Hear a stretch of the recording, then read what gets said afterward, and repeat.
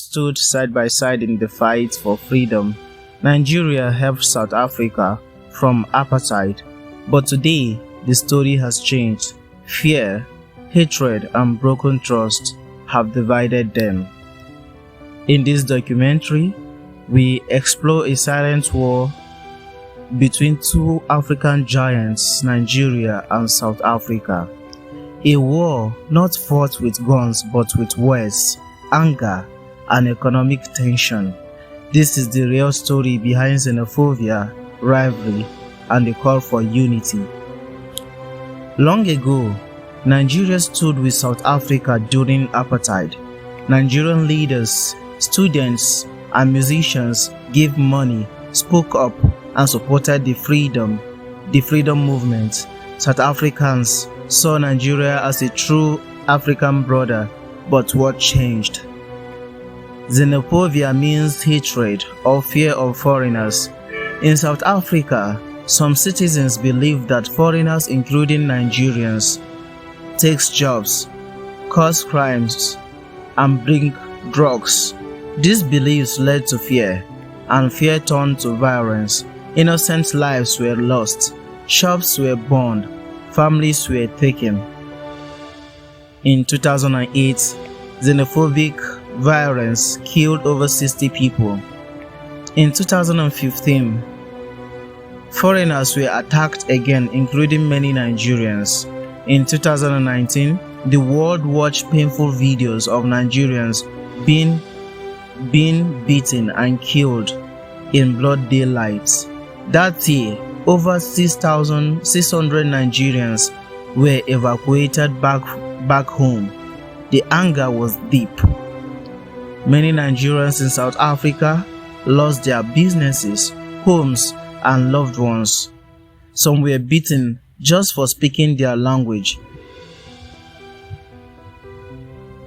Children were bullied. Families fled with nothing, and yet many South Africans stayed silent. In Nigeria, protests broke out. South African businesses like MTN, DSTV, and ShopRite were attacked. People shouted, "Enough is enough," but violence only created more pain on both sides. Nigeria and South Africa are Africa's biggest economies. Nigeria lives in oil, music, and movies. South Africa lives in infrastructure, mining, and global business. But instead of working together, they often compete like two brothers fighting for the same crown. Nigerian Afrobeats and Narrated dominate South Africa's screens. South Africa DSTV and ShopRite dominate Nigerian markets. The balance of power is strange, and some feel threatened by the other's success. In 2019, Nigeria's President Buhari and South Africa's President Ramaphosa met. Apologies were made. Promises were given.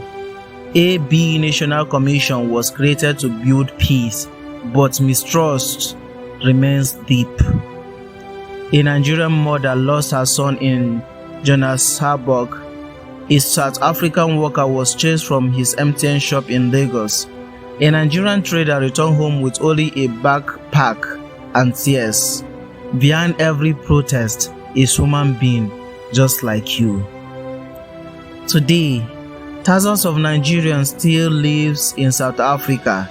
They work hard, they build businesses, but they are afraid. Some say even when you follow the law, you are still seen as a stranger. Yes, but it takes more than words. We need African leaders who care more about unity than ego. We need schools that teach peace and history. And we need citizens who choose understanding over hate.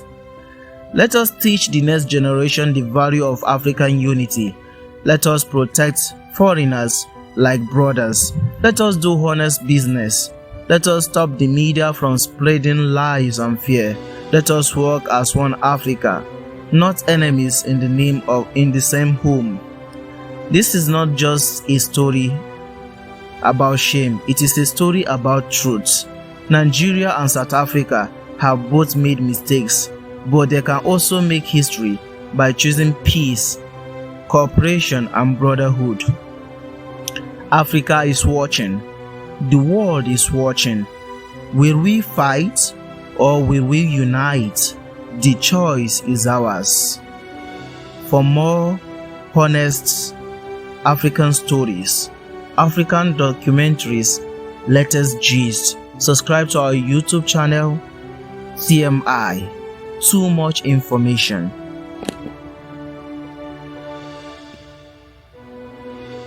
Subscribe to TMI Too Much Information for the latest Africa gist and documentaries.